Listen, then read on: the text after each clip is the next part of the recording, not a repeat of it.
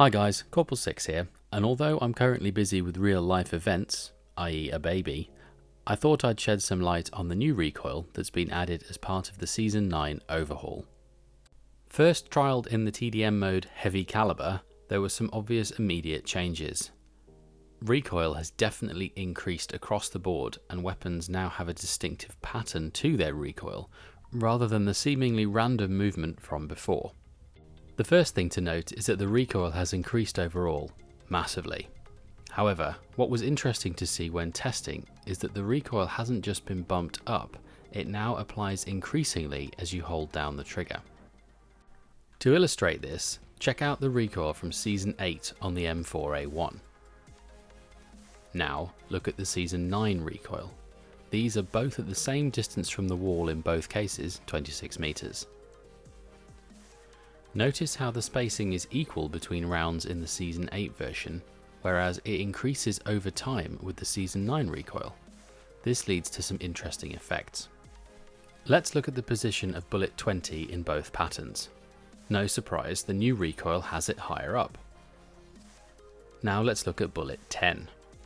This was the bit that surprised me. The new version actually has lower vertical recoil over the first 10 rounds.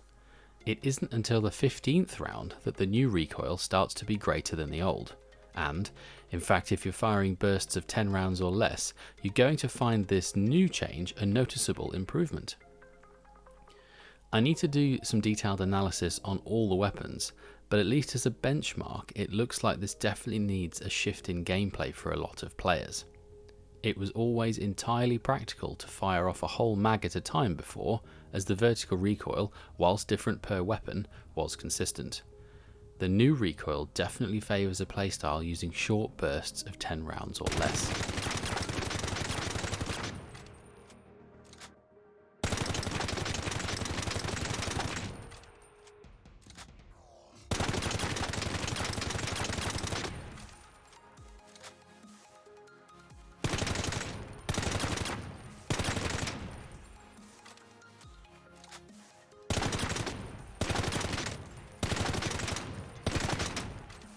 Right, let's have a look at those patterns I mentioned. Starting with the SMGs, the P90 and the MPX are basically vertical, but the other weapons follow a pattern that repeats. The Vector has a right-left motion, the MP5 has a right-hand bias, and the Evo has an odd left-right curve. These will take some getting used to, but for the first 10 rounds or so, only the MP5 has a pattern that needs any real change to muscle memory. On to the assault rifles. Prepare yourselves. As per my previous video, the AUG is the hands down winner here. The SCAR has a curve similar to the Evo, and the M4A1 and AK-15 have both got a very strong diagonal characteristic. The recoil on the FAMAS appears to have been reduced, whereas the AK-47 and Groza are just huge now, and I question if they're even viable. Notable that the G36 has received a significant buff in terms of its horizontal recoil characteristics, and is actually shaping up as the 5.56 weapon of choice, if not the most obvious choice of all the non-drop assault rifles at the moment.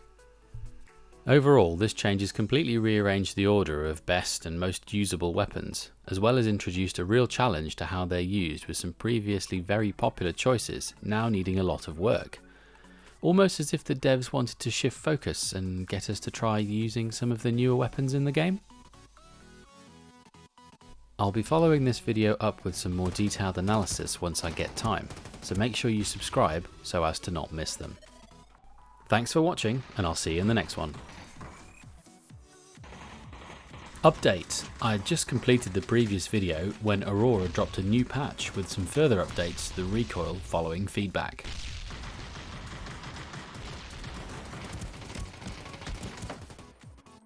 Here are the patch notes. Looks like we've got some changes to all the ARs to a certain extent, with specific focus on the AK-47 and the Groza, and let's face it, they needed it.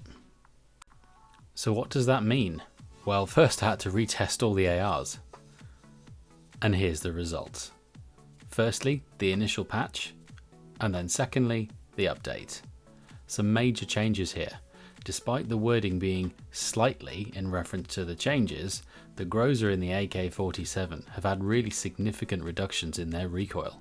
In fact, we need to reorder these weapons now. So the Groza suddenly becomes almost a mirror opposite of the Scar H, with a much better vertical recoil pattern.